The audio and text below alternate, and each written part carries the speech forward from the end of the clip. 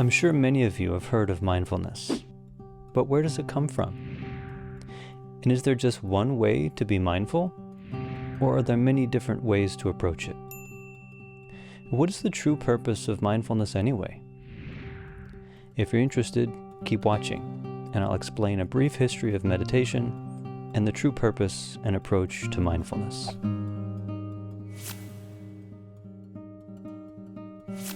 Mindfulness. What is it really? The ancient words, which the term mindfulness derived from, are sati in Pali language, which roughly means to remember, to observe, and later nian in Chinese, of which the character is composed of the two terms now and mind. According to a widely accepted modern definition, mindfulness is the awareness that emerges through paying attention on purpose in the present moment and non-judgmentally to the unfolding of experience. This definition was formulated by Dr. Jon Kabat-Zinn, who gained international recognition for his use of mindfulness as a tool for stress reduction, beginning in the 1970s at the University of Massachusetts Memorial Medical Center. It's now been over 30 years, at least, since mindfulness has been accepted by the international field of healthcare as a legitimate, evidence-based clinical practice, utilized by psychotherapists and other healthcare professionals across the world. Mindfulness is often used as a coping method, helping people to regulate their emotions. Mindfulness can especially help people suffering from anxiety, depression, PTSD, and various other forms of psychological distress to relax and calm down their nervous system. Kabat-Zinn's mindfulness-based stress reduction and the methods of mindful sitting, breathing, and movement actually go beyond just a coping method for stress. However, it's most common for the healthcare professionals these days to only use mindfulness techniques to complement their existing interventions. For example, mindfulness techniques are used along with cognitive behavioral therapy, dialectical behavioral therapy, and acceptance and commitment therapy, to name a few. Using mindfulness-based interventions has helped countless people reduce their level of distress and return to a more baseline level of emotional regulation. And that's great. But is that all there is to mindfulness? And what's the history of mindfulness? Where does it come from? Mindfulness is actually rooted in Buddhist practice, which is where Dr. Zinn openly borrowed these methods from. But before we discuss the Buddhist approach to mindfulness, let's explore a brief history of meditation. Historical records dating back thousands of years from many cultures across the globe, on every continent, show examples of sitting meditation. There are records of shamans or medicine people in tribal cultures, religious clerics in developed societies, hermits who dwelled alone in the forests outside of society, athletes, warriors, even scholars and government administrators. Records have shown that all these people make use of the practice of sitting meditation. People have learned to meditate, to stop and to introspect, or direct their attention inwards. So up until the present day, traditions of spirituality, religion, psychology, and psychotherapy continue to develop practices that involve sitting meditation, or some form of stopping and introspection. On the surface, these meditation practices look similar. However, each of these traditions have their own theoretical framework behind it. It wouldn't be fair to say that just because many of these practices are a form of sitting meditation, that they're all the same thing. They differ, especially in terms of theory and purpose. Some examples are an athlete who meditates to calm down and focus before a game, to improve their performance on the field. They want to win. Or a yogi who meditates to redirect forces within their body to achieve a state of energetic harmony. Or a religious person who meditates to come closer to or to unify with their god or gods. They want to transcend this world. Or a medicine person or shaman who meditates to become empowered by spirits so that they can heal others. They want to connect with the spiritual dimension. Or a psychotherapist who guides their client in meditation to help them regulate their emotions and develop a sense of security and calm, to then explore their mind more deeply. They want to help their client find psychological well-being. So we can see that although meditation has a basic underlying principle, stopping and introspecting, the purpose of each meditation can vary greatly. Now, what's the purpose of Buddhist meditation and mindfulness? Simply put, the purpose of Buddhist mindfulness is to free oneself from psychological distress, or suffering, as it's commonly called. Suffering includes any form of distress such as craving, anger, anxiety, fear, jealousy, arrogance, doubt, or even excitement or mania, or sadness and depression. Suffering also includes clinging to views and opinions as they obscure our perspective of reality. Attachment to views often leads us to act in ways that cause harm to ourselves and others. And we all know of examples of where, because of a different worldview, people hate other people who they've never even met, and even end up going to war over a difference in ideals. On the deepest level, Buddhist mindfulness helps one become free from the attachment to a view of self as a permanent and separate being in a world of opposite selves.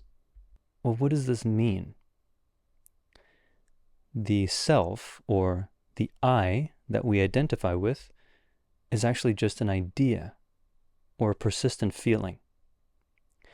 It's a sense that part of us is somehow solid and unchanging, but that's actually an illusion created by constant thinking. It's just like how a laser pointer can appear to create a circle on the wall if we move it fast enough, but there's actually no circle there. It's just the constant movement of that point of the laser. Our constant and chronic thinking is called attachment. And if there's attachment to this inner self, then there's attachment to everything else outside the self. Because I feel permanent, then I attach to objects in my world as permanent, like my body, my health, my wealth, my career, my relationships, my ideas and opinions. With a sense of self, I am driven to find security and happiness in these things, and I am afraid to lose them. This is a dualistic view of happiness coming from outside. Happiness coming from outside ourself. And pursuing happiness from the outside causes a lot of emotional turmoil and leads to problematic behavior. Like, we may fight to accumulate the objects of happiness and fight to get rid of the objects of unhappiness. All the while, we lack awareness that this process is happening. We don't even know how our own mind is working. So we don't know ourselves, and we don't realize that this sense of self at the center of all this activity is just a mental construction. And it's due to the overactivity of thought and the obscuration of emotion. But who are we then? If the self that we cling to is false, then what else is there? Who is talking? And who's listening to this? This is something to meditate on. And in the context of sitting meditation, there are different approaches to mindfulness. One approach is selective mindfulness. Selective mindfulness is to purposefully place our attention on one object of perception for the purpose of calming the mind. For example, we could be mindful of the sensation of our breath at our nostrils, or the feeling of the weight of our body on our seat, or we could be mindful of a thought that we're generating, such as an image, a phrase, a word, or a number. While mindful of that object, we ignore all other objects of experience. So if we're mindful of the breath, we don't pay attention to any other sensations of the body, or to thoughts, or to sights or sounds. With sustained mindfulness of this object, we develop concentration. Concentration is where the mind is single-pointedly focused on one object with no distraction. The mind is not pulled away or attracted by other objects, usually due to seeking pleasure or avoiding pain, or even curiosity. Eventually, concentration can become so deep that a person is absorbed internally in the state of concentration itself, forgetting even the initial object of meditation. Basically, someone could be completely aware of their state of mind, but unaware of their body or the environment. In traditional Buddhist and non-Buddhist Indian yogic terminology, this is called samadhi. In Chinese, it's called sanmei, or ding. Samadhi means equanimity, where the mind sustains tranquility. It's absorbed in itself, and it's free from distraction. In this state, a person feels free from suffering or any kind of distress. It's very peaceful and joyful. In deeper levels of absorption, even joy is not there, but there's a profound sense of contentment and silence. But the Buddha pointed out that this freedom experienced during concentration is limited and temporary. Once we get up from meditation and we have to deal with life, suffering and problems return. The concentrated sense of self eventually becomes complicated and dispersed, and all kinds of self-centered thinking and emotional attachments come back. That's where mindfulness and introspection come in. Buddhist meditation is not only a form of concentration, but an observation of the nature of the mind and self. Another way to apply mindfulness, often used in the Zen or Chan tradition, is not to select any object of perception, but to actually let go of all objects and just observe. This approach works well after you already have a concentrated mind, but it can be used even if your mind is still agitated. So let's use an analogy. Selective mindfulness is like using a spotlight to view something. Only that object is lit up, and everything else around it is dark. Non-selective mindfulness is analogous to the sun, shining on everything equally. As you sit, you feel yourself sitting, but you don't focus on any bodily sensation like an itch or a painful feeling or a pleasant feeling, and you don't focus on any thoughts. You sense the presence of your body, and feelings and thoughts flow, but you don't focus on or think about any of it. You don't even think of, I'm sitting here. In time, what happens is that these discriminating thoughts and emotions gradually settle. Even the sense of the body may become absent, but the mind is still crystal clear about the body sitting there and the environment being there.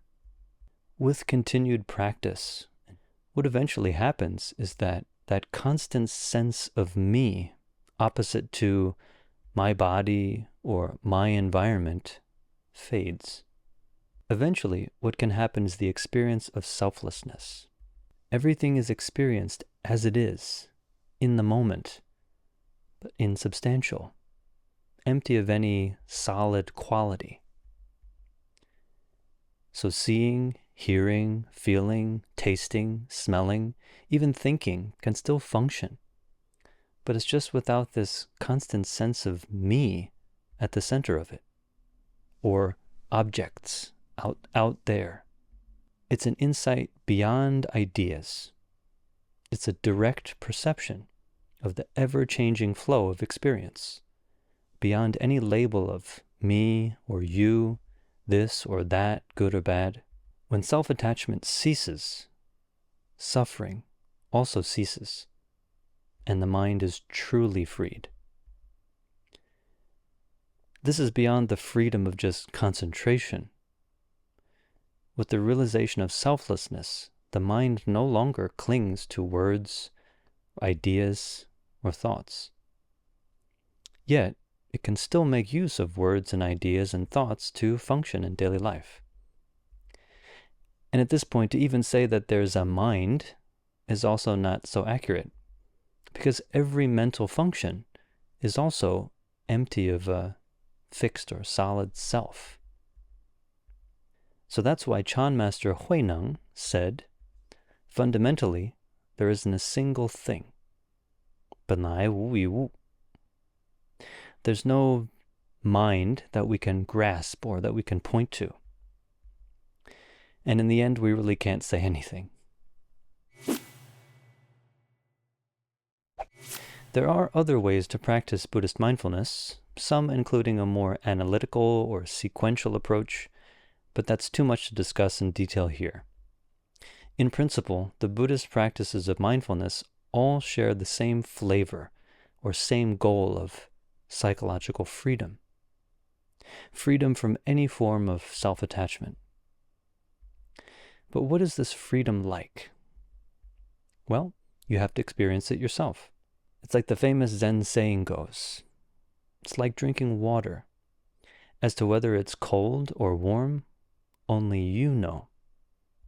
And in theory, mindfulness is very simple, but in practice, it's not so easy.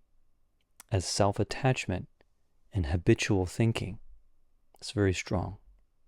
So if you've had some experience in meditation and you think, oh, that's it, I'm enlightened. That's definitely not it. Because after all, if there's a thought of me and my enlightenment, then that's attachment. Because if you want people to acknowledge your enlightenment experience, that's self-centered attention-seeking. So it's not about attaining anything. It's not about acquiring an experience. It's about developing an attitude of selflessness. So if you're interested in practicing the above method, you can click on the link at the end of my video. I'll put a link to a 20-minute guided meditation. If you really want to go deeply into this practice, I suggest you find a teacher to work with. And I'll also put some links in the description for that.